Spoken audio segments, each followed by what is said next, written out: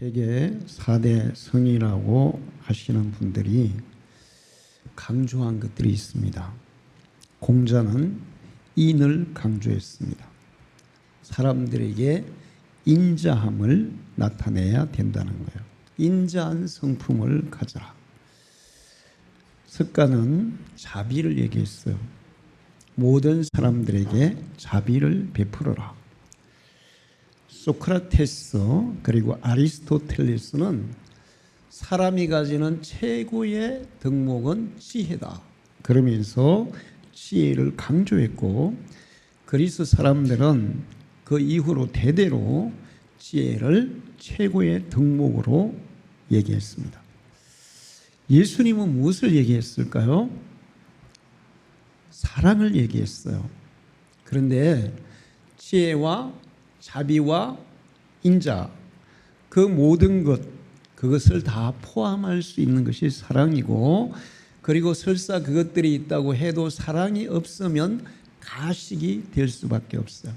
사랑은 가식적으로 실천하는 게 아니고 마음에서부터 우러나오는 자비와 인자와 지혜와 그 모든 덕목들을 실천하는 게 사랑입니다.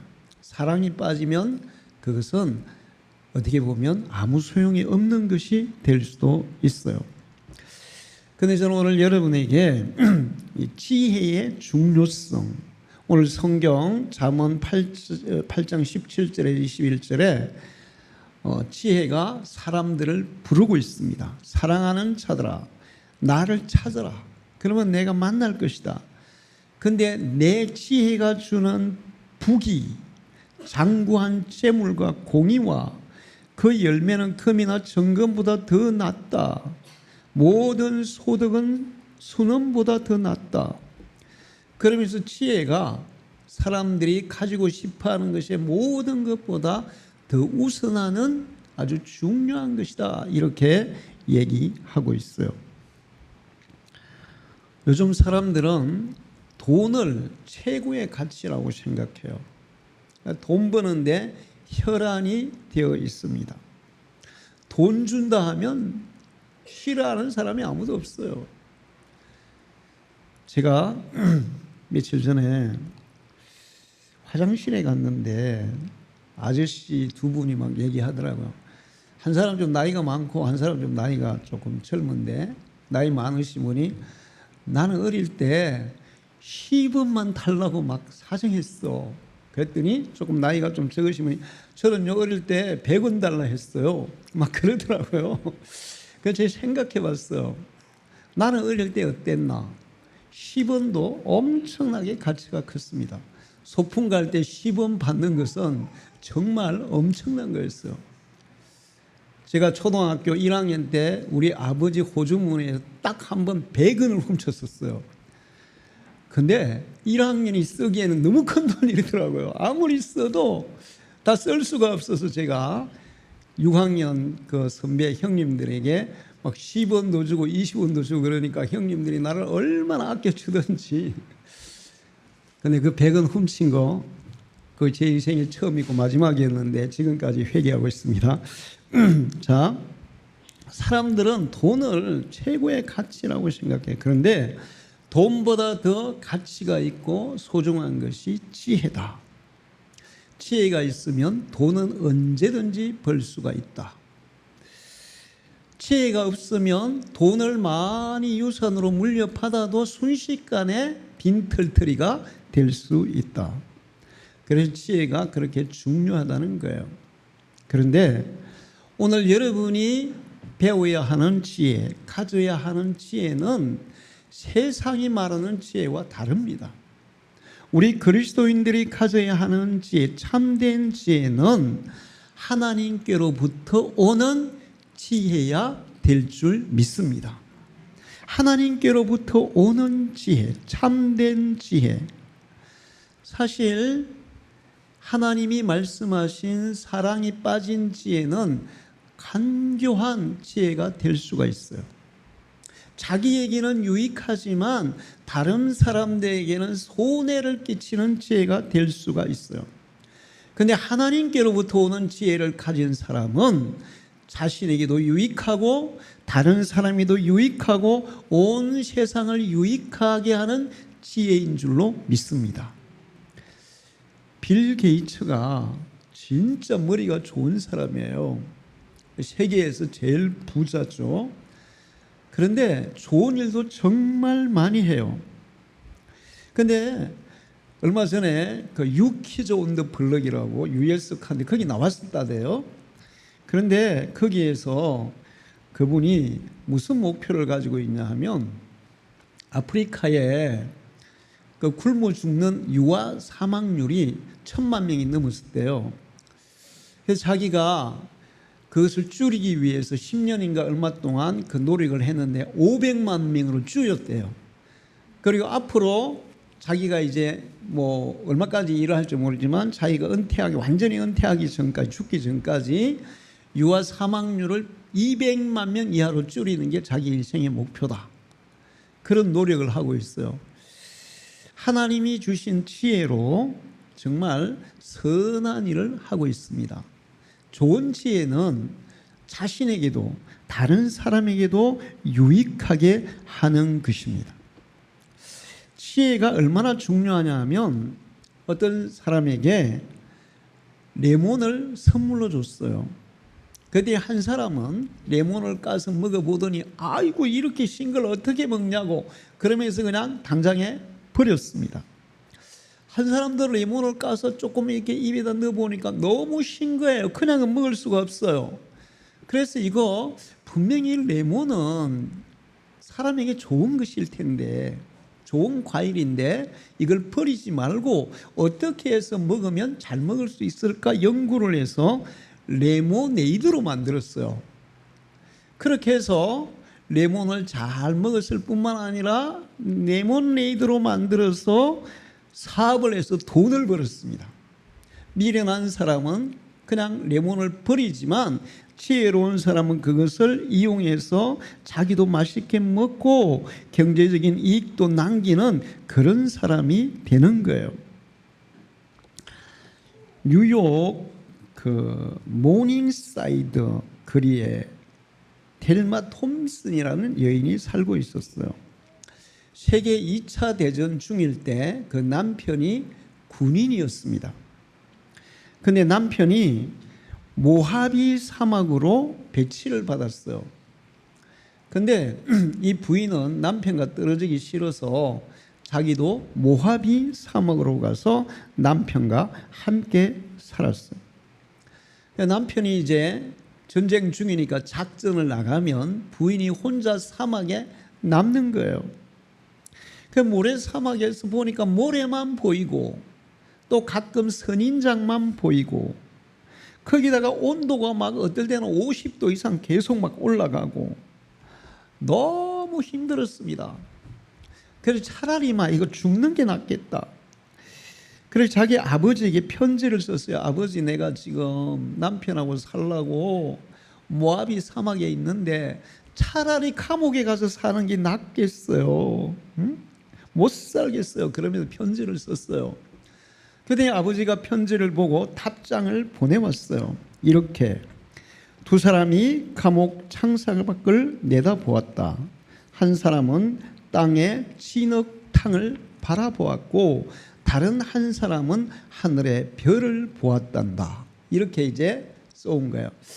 그래서 그 딸이 그 글을 읽으면서 그래, 나도 사막에서 이 진흙탕 같은 안 좋은 것만 보지 말고 좋은 것을 한번 바라봐야 되겠다. 이렇게 생각을 고쳐먹고 그때부터 이제 사막에 사는 인디언들, 멕시코 사람들 이런 사람들하고 사귀기 시작했어요. 근데 사귀다 보니까 이 사람들이 아주 소중하게 생각하는 선인장이 있었는데 이거는 돈을 줘도 팔지 않는 그런 것이었습니다. 근데 이 사람들하고 사귀니까 이 사람들이 선인장 그 귀한 선인장을 선물로 주는 거예요. 이 육화라는 건데 그거를 받아가지고 그거를 관상용 조경 그런 그 용으로 키워서 그거를 이제 팔았습니다. 엄청나게 비싼 값으로. 그래서 그걸 가지고 사업을 해서 엄청나게 수익을 올렸어요. 그리고 이제 사막, 원래 이 모하비 사막이 원래는 바닷속이었는데 사막이 된 거예요. 그 속에 모래를 파보니까 뭐가 있을까요? 조개 껍데기가 있는 거예요. 근데 희귀 조개 껍데기를 파가지고 그걸 연구해서 아주 유명 인사가 되었다는 거예요. 일본에 어떤 섬이 있는데 거기에 갈라파고스 같은 그런 희귀 생물들이 많이 산대요. 얼마 전에 거기에 이게 개가 있는데 이 개가 이렇게 조개 껍데기를 입고 사는 개가 있잖아요. 그 뭐라 그러죠?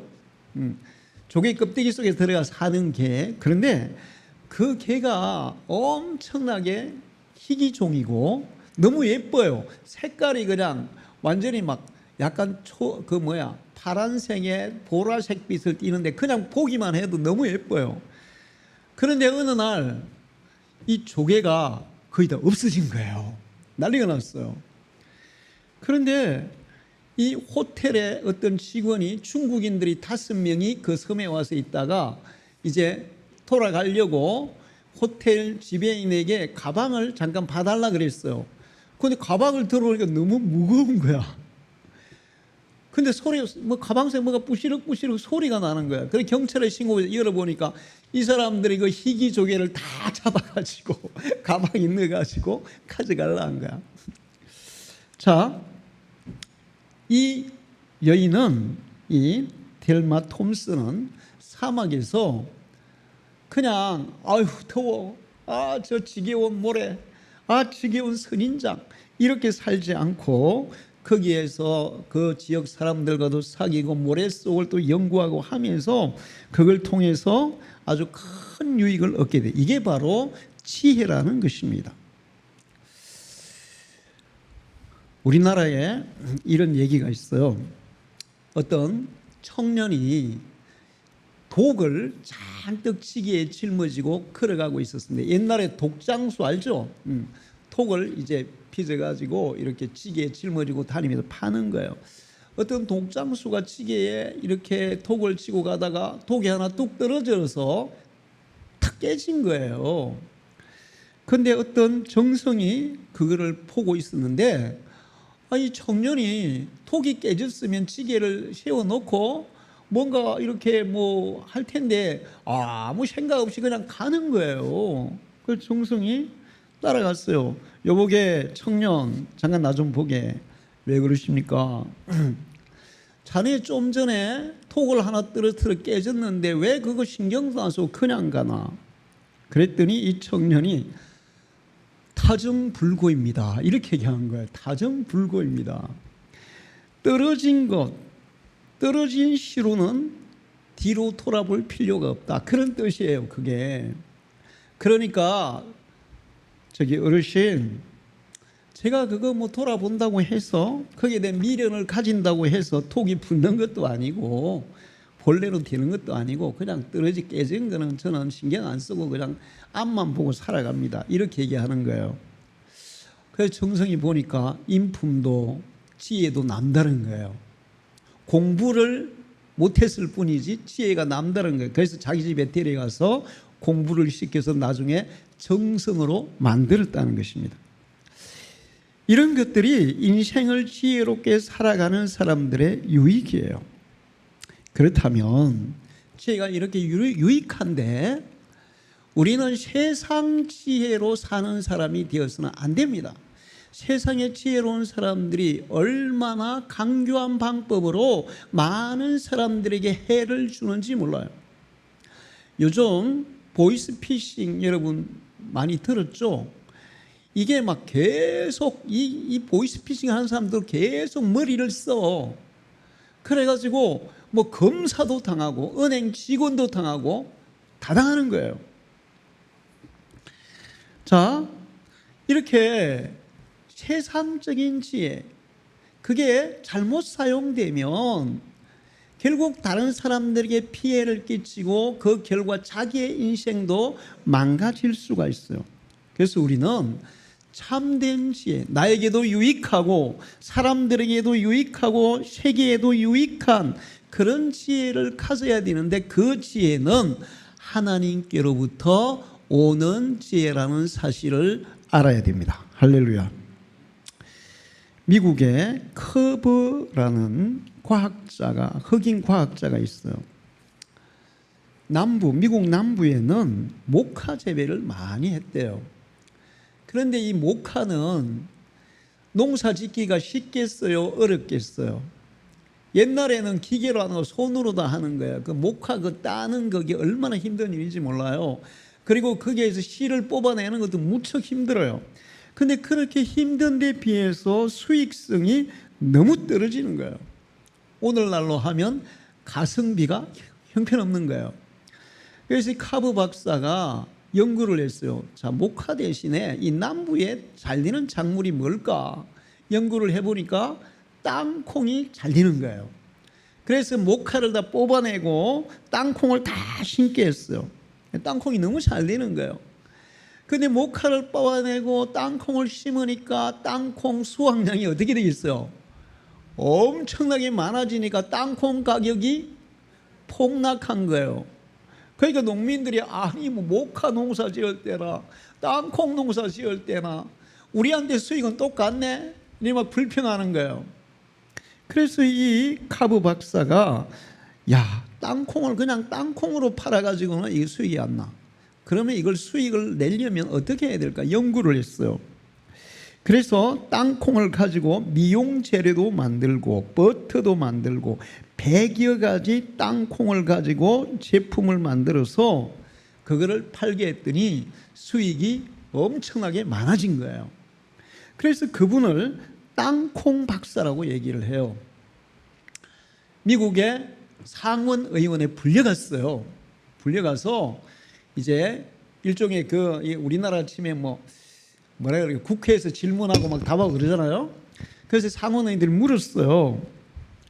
뭐라고 그러냐 하면 당신은 어떻게 이런 것들을 발견했습니까? 땅콩으로 100여 가지 식품을 어떻게 발견했습니까? 물으니까 이분이 이렇게 대답했어요. 저는 제일 오래된 책에서 배웠습니다. 제일 오래된 책에서 배웠습니다. 아니 그게 무슨 책입니까? 네, 성경입니다. 그랬더니 미국 사람들은 성경 다 알잖아요. 물었어요 다시. 아니 그러면 성경에 땅콩에 대한 얘기가 있습니까? 이렇게 물은 거예요. 그랬더니 이 카브 박사님의 대답이 정말 명대답이었어요. 아닙니다. 성경은 땅콩에 대한 얘기는 없지만 땅콩을 창조하신 하나님에 대한 얘기로 가득합니다. 할렐루야. 땅콩을 창조하신 하나님이라면 하나님만큼 땅콩에 대해서 잘 아시는 분이 있겠어요, 없겠어요? 없죠. 하나님이 제일 잘 아는 거예요. 그래서 저는 땅콩을 만드신 하나님께 물었어요. 기도했어요. 하나님, 이 농민들이 수익을 올려야 되는데 힘들게 농사 지어가지고 값이 폭락해서 고통받는데 어떻게 하면 수익을 올려줄 수 있겠습니까? 기도를 했고 땅콩을 만드신 그 하나님께서 땅콩을 가공할 수 있는 지혜를 저에게 주셔서 그래서 제가 100여 가지 제품을 만들 수 있었다고 증언을 했어요. 할렐루야. 하나님이 지혜의 근원인 줄로 믿습니다. 시편 111편 10절을 보면 여호와를 경외함이 지혜의 근본이라. 그의 계명을 지키는 자는 훌륭한 지각을 가진 자이니 여호와를 찬양함이 영원히 계속되리로다. 하나님을 경외함이, 하나님을 믿고 신뢰하고 하나님께 지혜를 구하는 그 삶이 경외하는 삶인 줄로 믿습니다. 그러면 그런 사람들은 훌륭한 지각을 가지게 되어 있다. 잠언 9장 10절에 여호와를 경외하는 것이 지혜의 근본이요 거룩하신 자를 아는 것이 명철이니라. 할렐루야. 하나님이 우주 만물을 창조하셨잖아요. 그 우주 만물에 대한 모든 지혜는 하나님이 가지고 계시는 줄로 믿습니다. 어떤 사람들은 성경은 비과학이다 이런 얘기를 해요. 성경은 그냥 스토리에 불과해, 신화에 불과해, 과학이 전혀 아니야 이런 얘기를 해요. 왜 그런 얘기를 하냐면 성경에는 과학을 초월하는 하나님의 능력들이 막 많이 기록되어 있어요. 홍해가 갈라진 사건, 그 다음에 요단강이 갈라진 사건, 예수님이 자연 법칙을 초월해서 무리를 걸어간 사건, 세계의 모든 의사가 다 모여서 해도 죽은 사람을 살려내지 못하는데 예수님 말씀 한마디로 죽은 지 나흘이나 된 사람을 살려내는 기적. 이거는 뭐 사람의 지식과 지혜와 과학을 초월하는 하나님의 역사요 능력입니다. 할렐루야. 그러니까 사람들이 성경은 비과학이다 이렇게 얘기해요. 그런데 그 성경을 몰라서 그래요. 제가 지금까지 성경을 20권 이상 주석을 해본 결과 성경을 자세히 연구하면 연구할수록 성경은 과학 중에 과학이었어요. 할렐루야. 과학을 모르고 성경을 모르면 성경이 비과학이라는데 과학을 알고 성경을 알면 성경이야말로 과학이에요. 할렐루야. 과학을 창조하신 하나님, 우주를 창조하신 하나님이 어떻게 비과학적이겠어요? 응? 모든 과학적 지식을 다 알고 계신데, 그래서 성경을 자세히 읽어보면 성경은 지금 성경에서 말씀하고 있는 과학적인 사실들이 이제 역사가 발전하고 인간의 지식이 발전하면서 현대에 와서 아하, 하나님이 말씀하신 그것이 정말 의학적인 거구나 이런 것들을 발견하고 있어요. 자, 하나님이 지혜의 근본이고 우리는 하나님이 주시는 지혜를 가지고 살 때 하나님이 주시는 지혜의 열매를 누리게 될 줄 믿습니다. 사실 인간은 하나님의 형상으로 지음받았기 때문에 하나님을 믿지 않아도 인간적인 지혜가 있어요.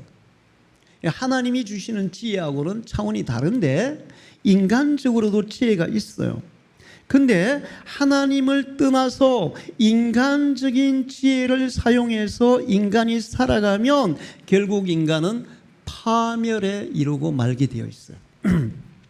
지금 전 세계는 AI 열풍이 불고 있습니다. AR, Artificial Intelligence, 그러니까 인공적인 지능이라는 거예요. 그걸 줄인 게 AI예요. 우리나라도 어저께 뉴스를 보니까 정부에서 앞으로 100조를 AI에 투자해서 세계 3대 AI 강국으로 만들겠다. 지금 AI를 주도하는 나라는 미국과 중국이고 우리나라도 거기에 세계 3대 AI 강국으로 만들겠다. 그렇게 지금 선언을 했습니다. 지금 AI 나와 있는 것 중에 똑똑한 것들이 있는데 챗 GPT라고 있어요. 제민이라고 있어요. 얼마 전에 중국에서 딥시크라는 걸 만들었어요. 챗 GPT, 어떤 목사님이 어느 날 자기 휴대폰에 챗 GPT를 딱 이렇게 하더만은 거기다가 내 이름 박상종 목사 딱 쳤잖아요. 그랬더니 거기에 제가 그냥 쫙 나오는 거예요. 아무나 목사님 친다고 나오는 게 아니야. 그래서 제가 챗 GPT가 알아주는 유명 목사예요. 이 촌에 작은 교회에 있는데도 챗 GPT가 알아주더라고. 근데 또 재민이라는 게 있어요. 그거는 이제 말을 해야 돼. 거기다가 박상종 목사 딱 그러니까 와 쫙 나오는 거예요. 그 내가 아는 목사님들 몇 명 이름을 쳐봤더니 안 나와 그분들은. 그런데 어떤 분들 치니까 진짜 또 더 자세하게 나오는 분들도 있고 놀랬어요. 저도 그걸 깔아가지고 해봤는데 이 챗 GPT가 얼마나 진짜 대단한가 하면 챗 GPT에다가 창세기 1장 1절 설교 한 편 치잖아요. 그러면 제가 거기 한번 검색을 해놓으니까 박상종 목사님 창세기 1장 1절로 설교를 한 편 만들어 드리겠습니다. 쫙 설교 한 편이 쫙 나와. 근데 그거 보면서 야 앞으로 목사들 정말 깨알바서지겠다. 정말 게을러지겠다. 그냥 챗GPT에게 이번 주 내가 요한복음 1장 1절로 설교. 그러면 쫙 나와. 그럼 설교 준비 안 하고 거기 나온 거 가지고 그냥 복사해 가지고 막. 근데 일반 좀 이렇게 조금 부족한 목사님들보다 훨씬 내용이 뛰어난 거예요. 나도 막 와 은혜 받았어. 그런데 그거 보고 하면 지식은 전달할지 모르지만 신앙은 전달할 수 없어요. 할렐루야. 설교는 지식을 전하는 게 아니에요. 신앙을 전하는 것이고 목회자와 성도들의 교감을 통해서 하나님의 마음과 인격이 서로 전달되는 거예요. 할렐루야. 자, 이런 것들인데 이 AI에다가 로봇을 이제 딱 접목을 시키면 AI 로봇이 되는 거예요. 현대 자동차에서 노조가 자꾸 파업을 하잖아요. 그래서 이 노조를 없앨 수도 없고, 그래서 그러면 노조 없이 차를 만들려면 뭘 개발해야 되겠어요? AI 로봇을 만들면 되는 거예요. 지금까지는 현대자동차 로봇을 써요. 그런데 그거는 컴퓨터에서 딱 지정을 해주면 그대로만 활동하는 거예요. 하는 거예요. 근데 로봇은 AI는 지 스스로 생각하고 지 스스로 행동하는 거예요. 현대에서 AI 로봇을 만들었거든요. 그래가 앞으로 이 로봇들이 뭐 이게 빼가지고 막 가져가서 조립하고 막 또 사람하고 비슷하게 하는 거예요. 근데 현대에서 얼마 전에 미국에서 하는 갓 탤런트라는 게 프로그램이 있어요. 거기에 현대에서 출연을 한 거예요. 나는 이제 그 현대에 출연했다 그래서 뭔가 봤더니 현대에서 만든 로봇을 거기 출연시킨 거야. 그 로봇을 개로 만들었어요. 근데 AI 로봇 개예요. 근데 이것들이 뭐 완전히 막 별거 다 하는데 마지막에 이제 그 제일 멋있는 게 뭐냐면 로봇 개를 4마리를 딱 일렬로 세워놓고 이쪽에 한 마리가 덤블링을 이렇게 이게 백 덤블링을 딱 4번을 넘어가지고 쫙 서는 거예요. 와. 이제 앞으로 현대에서는 노조 그거 진짜 골치 아프니까 야 노조도 필요 없는 로봇으로 다 바꾸자. 자, 그렇게 될 날이 얼마 남지 않았어요. 그리고 이 현대뿐만 아니라 모든 생산 공장들이 뭐 선박 만드는 공장도 그렇고 뭐 다 이제 로봇으로 대체를 할 날이 얼마 남지 않았습니다. 챗GPT가 우리의 생활을 굉장히 편리하게 해줘요. 깰바스 목사들은 이제 설교 준비도 안 해도 돼. 편리하게 해줘요. 그 다음에 회사의 공장에서도 이제 AI 로봇들이 뭐 다 하니까 이제 얼마나 정교하게 잘하게. 거기다가 AI 로봇들은 주 52시간 지킬 필요 있어요, 없어요? 24시간 일해도 되거든. 24시간 일하고 그 다음에 월급 줄 필요 있어요, 없어요? 월급 안 줘도 돼요. AI 로봇들이 뭐 파업하겠어요, 안 하겠어요? 파업도 안 해요. 얼마나 좋아요. 너무너무 좋아요. 그런데 과연 이게 좋은 것이냐? 사람들의 생활을 편리하게 해주지만 그 지저분하고 힘들고 그 다음에 더러운 일 3D 업종 로봇들이 다 대신할 거예요. 그런데 또 전쟁에서도 이제는 군인들이 없어지고 로봇 군인들, AI 로봇 군인들이 이제 나라를 지키는 그런 시대가 곧 오게 될 거예요. 지금도 로봇계에다가 뭐 기관총 장착하고 또 로봇에다가 기관총 장착하고 그러면서 이제 로봇이 또 뭐 이렇게 저기 뭡니까 이렇게 철망 앞에서 이렇게 감시하는 거 있잖아요. 군인들은 보초 서다가 졸까요, 안 졸까요? 졸아요.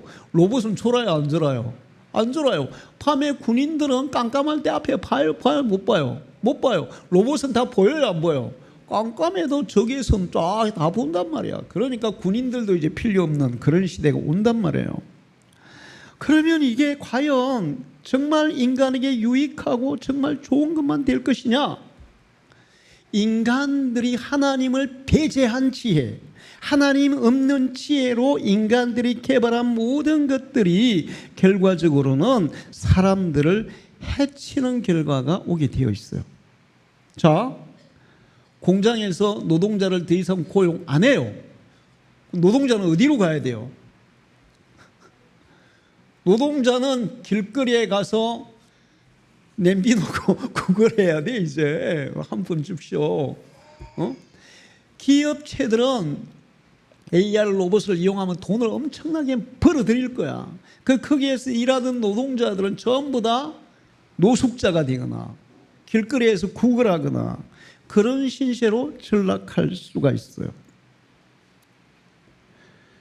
그보다 더 무서운 것은 뭐냐 하면, 여러분 터미네이터라는 영화를 알죠? 터미네이터가 뭐예요?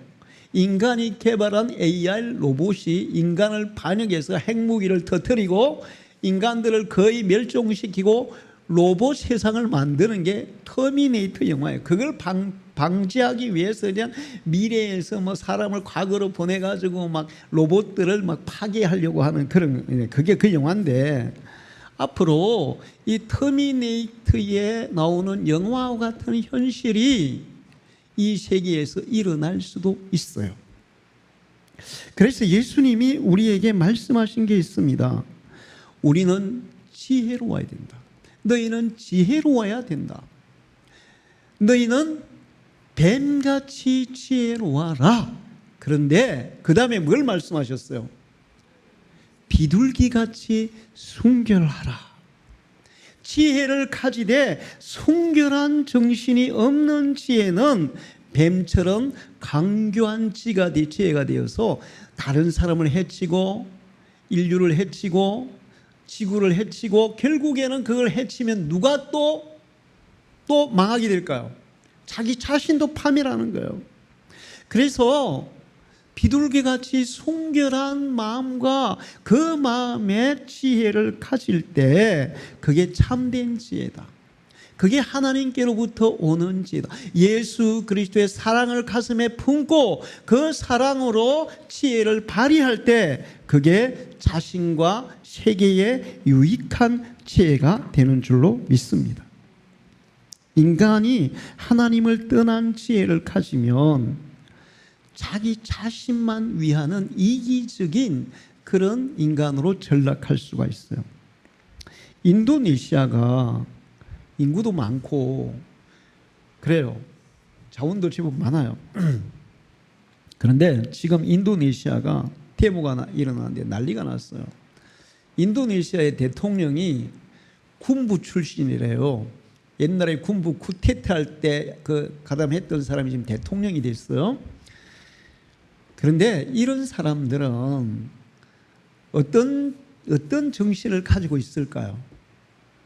독재자적인 정신을 가지고 있어요. 독재자가 자기의 권력을 유지하려면 어떻게 해야 될까요? 일단은 국민들에게 떡고물을 던져서 환심을 사야 돼. 그리고 자기를 이렇게 퇴출시킬 수 없는 국회의원들을 다 자기 편으로 만들어야 되는 거예요. 우리나라도 보세요. 윤 대통령이 계엄을 했는데 계엄은 잘못된 거죠. 그런데 만약에 국민의힘 의원들이 3분의 2였다. 탄핵됐겠어요? 안 됐겠어요? 탄핵 안 됐겠죠. 그러니까 대통령이 잘못해도 끝까지 자리를 지키려면 누구를 자기 편으로 만들어야 돼? 국회의원들을 자기 편으로 만들어야 되는 거예요. 그래서 이 인도네시아 대통령이 쓴 정책이 뭐냐면 하나는 무료급식이야. 국가의 재정이 안 되는데 학생들에게 전부 다 무료급식을 시켰으니까 이게 무료급식이 제대로 되겠어요? 안 되겠어요? 안 되는 거예요. 그래서 지금 이제 무료급식을 할 때는 좋다 그랬어. 그런데 막상 먹어보니까 음식이 전부 다 어때요? 부실한 거예요. 학생들에게 만들어 다 못 주니까 군대에서 만들어가 학생들에게 군대 음식처럼 보급하니까 학생들이 안 좋아해. 이제 부모들도 싫어하고. 근데 문제는 뭐냐면 뭐 때문에 터졌냐면 국회의원들에게 월급 외에 주택수당을 420만 원인가 30만 원을 매달 주는 거예요. 그런데 인도네시아 국민들의 한 달 소득이 최고 엘리트 계층은 60만 원. 일반 노동자는 30만 원이에요. 자, 그러면 30만 원 뼈 빠지게 일해가지고 30만 원 벌어 세금 내고 60만 원 벌어 세금 냈는데 그 세금을 가지고 사는 인간들은 한 달에 주택수당만 420만 원, 30만 원 받아간다. 열 받겠어요, 안 받겠어요? 열 받지. 국민들 덩쳐서 앞에는 통꼼을 뿌리고 뒤에서는 지네 실속만 챙기니까 어떻게 이게 강교한 지혜예요. 그래서 지금 데모했는데 난리가 났어요. 그냥 뭐 시의회 건물을 막 다 불태워버리고 막 경찰들 차 때려 부시고 막 체류탄 쏘고 막 좀 있으면 이제 미얀마 같은 현상이 일어날지도 몰라요. 하나님을 배제한 지혜는 대단히 이기적으로 흘러서 그 지혜를 가진 사람에게는 유익하겠지만 다른 사람들에게는 심각한 피해를 줄 수 있는 게 그런 지혜예요. 그래서 우리는 그런 지혜가 아니고 정말 하나님이 주시는 참된 지혜, 나에게도 유익하고 다른 사람에게도 유익한 지혜를 가져야 될 줄 믿습니다. 성경에 그런 사람들이 많이 있는데 가장 대표적인 사람은 요셉과 다니엘이죠. 하나님의 지혜로 노예로 팔려갔지만 애굽의 국무총리가 된 사람 요셉, 하나님의 지혜로 바벨론의 전쟁 포로로 잡혀갔지만 바벨론과 페르시아의 국무총리를 지낸 다니엘, 하나님의 지혜로. 할렐루야. 다니엘은 이 바벨론이 망하고 페르시아가 세워질 때 페르시아 왕이 바벨론의 국무총리였던 다니엘을 페르시아의 왕으로 세우니까 페르시아 사람들이 기분 좋겠어요, 나쁘겠어요? 얼마나 나쁘겠어요. 그래서 저기 다니엘을 죽여야 돼, 끌어내려야 돼. 그래서 온갖 방법으로 다 털었어요. 털면 먼지 안 나는 사람이 있어요, 없어요? 없잖아요. 근데 다니엘은 털어도 먼지 한 점 났어요, 안 났어요? 먼지 한 점 안 났어요. 깨끗했어요. 정직하고 진실하게 그 하나님이 주시는 지혜를 사용해서 정말 사람들을 유익하게 하는 그런 정치를 했던 사람이에요. 이게 하나님이 주신 지혜로 사는 사람들인 줄로 믿습니다. 지금 전 세계에서 똑똑했던 사람들이 나폴레옹도 그렇고 히틀러도 그렇고 그 외에 많은 독재자들이 참 똑똑했어요. 그런데 결과적으로는 많은 사람들을 해치고 자기 자신의 인생도 해치는 그런 결과를 가져왔어요. 요셉과 다니엘은 자기들의 인생도 빛났지만 그들과 함께 살았던 국민들도 같이 잘 사는 그런 지혜를 가졌던 사람인 줄 믿습니다. 그 외에도 라합이 있어요. 기생라합, 여리고성에서 기생이었던 라합. 그런데 이 여인은 정말 지혜로웠어요. 이스라엘의 정탐꾼을 숨겨줄 때도 굉장히 지혜롭게 숨겨주잖아요. 그리고 그 지혜를 써서 자기 가족들 다 구출해서 이 여리고가 무너지고 망할 때 그 가족들은 한 사람도 죽지 않고 살아서 이스라엘 백성으로 기화를 합니다. 그런데 기화로 끝나는 게 아니라 성경을 보면 마태복음 1장 5절에 예수님의 족보에 살롬은 라합에게서 보아스를 낳고 유대 민족의 믿음의 조상이 돼요. 그리고 왕가의 어머니가 돼요. 할머니가 돼요. 그리고 예수님의 족보에 올라가는 여인이 되었어요. 이방 여인, 기생. 히브리어로 기생은 장녀 같은 그런 뜻인데 신학자들은 이것을 굉장히 순화시켜 해석해가지고 여인숙 주인 이렇게 해석했어요. 여인숙 주인이든 뭐든 그렇게 보잘것없 비천한 여인이었지만 그가 하나님 편에서 생각하고 그리고 하나님이 주시는 지혜로 그 하나님이 주시는 지혜로 선택을 했을 때 그렇게 그 여인이 빛나는 여인으로 된 줄 믿습니다. 모압 여인 룻도 마찬가지예요. 룻이 뭐라고 얘기합니까? 어머니가 섬기는 하나님이 나의 하나님입니다. 이렇게 고백하잖아요. 근데 룻이 시어머니 나오미를 따라간다 할 때 룻 같이 살던 동네 주민들이 뭐라고 했을 것 같아요? 야, 이 바보야, 야, 이 멍청아, 아니 가부 둘이 가서 뭐 하겠다고? 네 어머니가 그랬잖아. 여기서 좋은 신랑 만나가지고 새롭게 살라고. 그래야지. 다 늙은 시어머니 데려가서 네가 평생 시어머니 뒷발에 늙어 죽을 거야. 니도 왜 그렇게 남의 나라까지 가서 그렇게 고생하려 그래? 아이고 바보야. 다 그랬을 거예요. 때로는 우리가 하나님의 지혜로, 하나님의 방법으로 어떤 선택을 할 때 세상 지혜를 가진 사람들은 우리를 어리석다, 바보다, 미련하다 그렇게 얘기해요. 근데 그게 정말 현명하고 지혜롭고 유익한 선택인 줄로 믿습니다. 룻이 그렇게 선택해서 룻은 보아스라는 정말 좋은 남편을 만났고, 그리고 자녀를 낳았는데 다윗 왕의 정조 할머니가 되었고 예수님의 족보에 그 이름을 올린 줄로 믿습니다. 우리가 하나님이 주신 지혜로 무엇을 선택하면 안 믿는 사람들은 어리석다, 바보다. 저도 그런 얘기 정말 많이 들었어요. 목사님 왜 그렇게 바보 같은 선택을 하십니까? 우리 집사람도 가끔 당신은 바보야. 아니 유행가 이제 당신은 바보야. 제일 많이 듣는 게 우리 집사람이 하는 얘기예요. 그런데 내가 지나고 보면 저의 바보 같은 선택이 하나님께 유익했고 저에게도 유익했고 모두에게 유익했던 결과로 오는 것을 수없이 경험했어요. 할렐루야. 그래서 정말 복된 인생을 살아가는 사람은 하나님의 지혜를 얻어 살아가는 사람인 줄 믿습니다. 고린도서 1장 25절에 하나님의 어리석음이 사람보다 지혜롭고 하나님의 약하심이 사람보다 강하니라. 하나님의 지혜를 얻는 사람은 세상에 가장 지혜로운 사람보다 더 지혜롭게 살아갈 수 있는 능력을 가질 줄로 믿습니다. 목사님 그러면 그 좋은 지혜를 나도 얻고 싶은데 어떻게 하면 될까요? 성경은 그 모든 여러분의 의문에 대해서 명확한 답을 주고 있어요. 야고보서 1장 5절에 너희 중에 누구든지 지혜가 부족하거든, 어린아이든 노인이든 남자든 여자든 가난하든 부유하든 믿음이 크든 적든 누구든지 지혜가 부족하거든 모든 사람에게 후히 주시고 꾸짖지 아니하시는 하나님께 구하라. 그리하면 주시리라. 할렐루야. 이 말씀을 믿으십시오.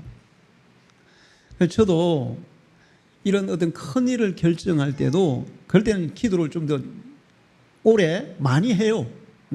이번에도 우리 지방의 재판 문제 때문에, 제가 재판위원장인데 재판 문제 때문에 재판을 하게 되면 그 교회가 얼마나 큰 어려움에 처할지 저는 알기 때문에 기도 정말 많이 했어요. 그리고 어떻게 해서든 화해를 시키려고 해서 결국은 어제 화합이 됐어요. 할렐루야. 그래요. 오늘 이제 다 끝내기로 했어요. 이제 합의세 도장 찍었고, 제가 지금까지 총회 재판, 지방의 재판하면서 이렇게 화해 조정으로 끝난 건 이번 처음이에요. 저는 정말 그 교회가 평안하려면 화해로 끝나야 되기 때문에 정말 기도 많이 했어요. 그랬더니 하나님이 저에게 지혜를 주시더라고요. 이런 합의서를 네가 먼저 제시해라. 그 합의서를 제시했고 그분들이 거기서 조금 추가하고 빼고 이렇게 해가지고 결국은 합의를 했어요. 그런데 다른 아주 일반적인 아주 작은 일들, 순간적으로 일어나는 일들, 그럴 때도 하나님, 요 일은 어떻게 하면 좋을까요? 기도하잖아요. 그럼 하나님이 순간적으로 지혜를 주십니다. 할렐루야. 제가 이 얘기를 하는 것을 여러분도 경험해 보라는 거예요. 그런 것들이 쌓이면 여러분은 계속 하나님께 지혜를 묻어서 하나님의 뜻을 물어서 지혜로운 판단을 하는 능력이 생길 것이고, 그 경험은 결과적으로 우리의 믿음을 견고하게 하는 그런 경험이 될 줄 믿습니다. 우리 방주교회 성도들은 하나님의 지혜로 살아가기를 축원합니다. 기도하겠습니다.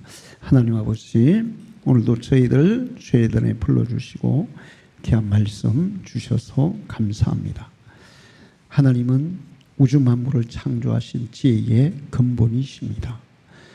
하나님의 지혜를 구할 때 하나님은 우리에게 지혜를 주시고 그 하나님의 지혜로 살아갈 때 우리 자신의 인생도 유익하고 모든 사람들을 유익하게 하는 사람으로 살아갈 줄 믿습니다.